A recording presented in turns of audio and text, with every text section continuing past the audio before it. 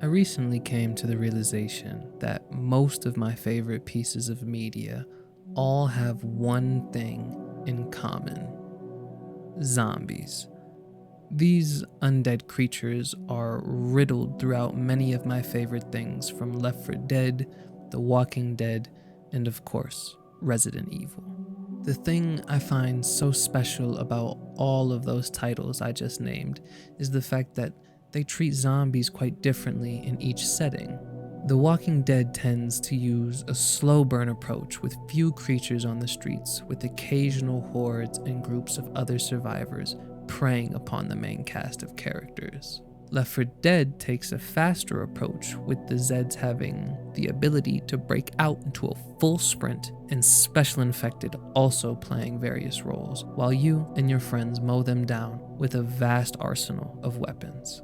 Resident Evil is a bit of a mixed bag of slow survival horror and bombastic tactical action, having a little bit of everything alongside some really cool Special Infected as well. Every single piece of media I just mentioned is amazing, but none of them quite give you a truly immersed, simulated experience of what it might really feel like to be in a zombie apocalypse.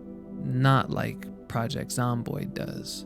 Project Zomboid is an isometric survival game set in the summer of 1993 in Kentucky. Developed by a team that goes by the name of the Indie Stone. I have been completely obsessed with this game over the past few weeks, having the greatest solo run I've ever been on in my short, but so far, very successful Zomboid career. My name is Lance, and in this video, we're gonna walk through the infected streets of Kentucky and talk about what makes this game so special and how it creates the perfect, immersive sandbox that any zombie media lover would appreciate. Before we begin, it is important to note that Project Zomboid is still in early access and has been in dev for over a decade now. With that being the case, the game has multiple versions you can play. I think it's pretty important to mention I am playing on the latest unstable build of the game, known as B42, which introduces a mad amount of changes to the game. With that being said, let's continue. When you start your first world, you get a few difficulty options and a custom sandbox mode to customize your settings. I haven't touched any of these modes except for the canon difficulty, which is Apocalypse. I'll definitely get around to them at some point, but I am having a great time with the default so far. After choosing your difficulty, you get to select a starting locale. I chose Rosewood because it appeared to be the most reasonable start for an inexperienced survivor such as myself. After choosing your spawn point, you can select an occupation or manually create a custom occupation by allocating points to positive and negative traits. I went with a pretty basic and safe custom occupation, but I think next run I'm going to try and do one of the presets to see what that is like.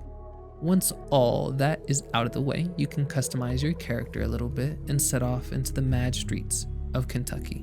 I'm pretty sure the spawns are random, and if that is the case, I feel like I hit the jackpot right off the bat. I had a very spacious home with a nice garage and basement. The basement had a ton of storage space, so that made me super happy as well. The house was in a tucked away corner of Rosewood that never gets much foot traffic. All of this made me feel quite optimistic. The little shack out front had a nice amount of books to keep me occupied, and reading certain ones grants you an XP boost in a specific skill. After taking a look at the surrounding area, I went over to see how the neighbors were doing. I found out pretty swiftly that they were not well in the slightest. I ended their suffering and had planned on converting their home into a backup base / armory of sorts. One of my favorite features in Zomboid is how the map functions. When I got my hands on a writing tool, I was able to mark down what locations I had visited and make little notes of various things.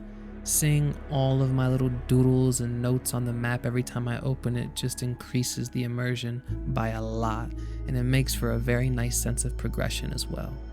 In the early days, I went from house to house, sweeping them for food and any resources that may help me in the short and long term. I marked down the location of generators and other future items that may come in handy. This loop of going out and scavenging, sneaking by Zeds, stealthily taking out one or two, discovering new locations, rinse and repeat. It's perfect. It feels so rewarding to go out into the crazy infected streets and then return with all of your spoils safely back at your hideout. Project Zomboid's gameplay loop exudes the same energy that the early seasons of The Walking Dead did. The sense of dread and anxiety from seeing mass amounts of zombies grouped in an area, having to come up with a plan that allows you to sneak into an area unnoticed, surrounded by the horde. Maybe you get noticed and the plan doesn't go well and you have to bail because things are getting dangerous.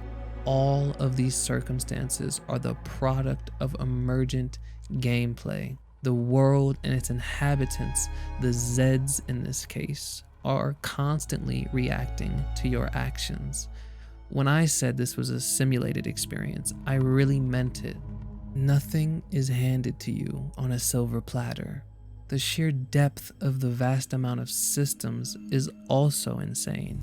You can build structures, weld, fish, cook, clean, be a damn car mechanic if you feel like it. I feel I have barely scratched the surface in my current run, and I have put in at least 20 plus hours on a single character. Not even to mention, the longer that you survive, you have to deal with events such as the helicopter showing up or the power completely going out. I very rarely play a sandbox game and get as many experiences as I've had in Project Zomboid. You get to deal with so many different circumstances, navigating them to the best of your ability. One of my favorite moments from this current run was when I decided to go into the main part of town for the first time. A proper store looting run. Things were going reasonably well. I had made it inside of this little market and was gathering some food and whatnot. I noticed there was a backroom area, so I headed over there and down a dark hallway. As I was passing a locked exit door, I paused for a moment because I thought I heard a bit of commotion. I turned my flashlight off, trying to be cautious. A moment later, the door was broken and a flood of zomboids came through. One after another, they kept coming, being summoned by all the noise I was making. After managing to take out a few of them, I got frantic and ran into a back office area, collected my thoughts for a moment, and then began eliminating a few more threats. Eventually, I had to run away and seek refuge in a nearby house. This was one of the first times in my run that I felt it, that special sauce. PZ makes simple tasks like looting a market or a gas station into a whole subplot that can last a lot longer than you expected. The stories you can fall into just by going through your survival experience is so damn awesome. It really deepens the connection that you form with your character because you really feel that you're undertaking some crazy dire situations and coming out at the end of them alive. Maybe not unscathed, but at the very least, alive. I briefly want to touch on the sound design because it is very important for the experience.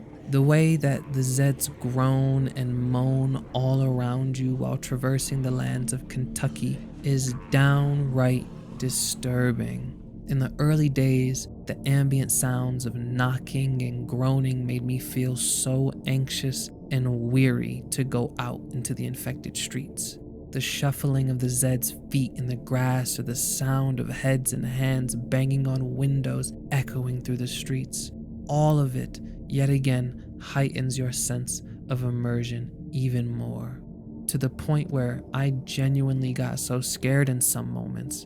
Even beyond scary, the sound design makes the moments downright stressful.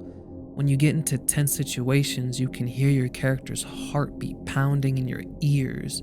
That alone always gets me when being in the middle of a dense crowd of zomboids.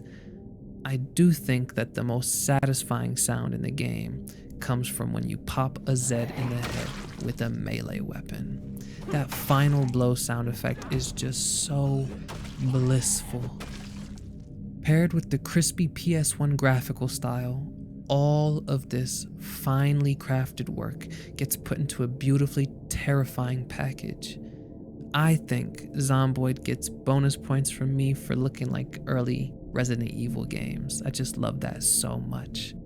Overall, I think from gameplay to visuals and sound design, Project Zomboid is standing very high above the rest in terms of the survival game genre.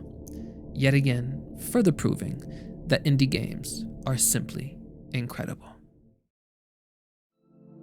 One thing that I constantly talk about in relation to horror-related media, in particular games, is how it creates a sense of solitude and comfort for me. I spoke about this quite a bit in the Beauty of Surviving Evil video. Games such as Project Zomboid provide me with a very serene feeling. Not all the time, of course, but I'm talking about when all the frantic chaos has concluded and you return back to your base. The soothing sense of quiet that washes over you, finally having a moment to reflect on the day and what's to come in a calm environment. I really do believe that this is reflected in our real world. We all have to go out into the world and deal with our day-to-day obligations, sometimes or oftentimes navigating through uncomfortable, scary situations, all in the hope that you can return to your fortress of solitude, your sanctuary. If you can go out into the digital infected streets of 1993 Kentucky and survive there, then you can absolutely go out into your world of current day 2026 and conquer the streets of regular humans that hopefully don't want to eat your brains. Project Zomboid truly provides an excellent simulated experience in the zombie survival game genre, one that will give you a plethora of stories to tell strangers and friends, and one that will keep you up for hours and hours, creating endless nights of zombie-filled fun. Here we are yet again at the end. I hope you guys enjoyed this one. If you did, please make sure to like the video and subscribe to the channel if you haven't already. Project Zomboid has been on my list of videos to make since I started this channel, and I'm super pleased to now have it completed. I'm absolutely going to be playing a lot more of it going forward, and I found out while making this video that there's a bunch of Resident Evil mods, so you know what I gotta do. If I feel it's worthwhile, maybe I'll end up doing a modded Zomboid review of sorts. We'll see. With that being said, I'm gonna get back to my Zomboid world and continue being a little loot goblin. I hope you guys have a great rest of your day, night, or whatever the heck time it may be. And I'll catch you later. Peace, peace.